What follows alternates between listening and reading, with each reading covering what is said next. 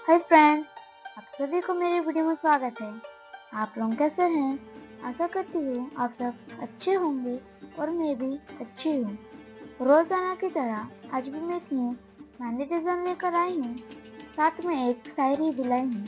चलिए शायरी शुरू करते हैं। बहारों की मेहंदी बसंत में फूलों के खिलने से दिखती है।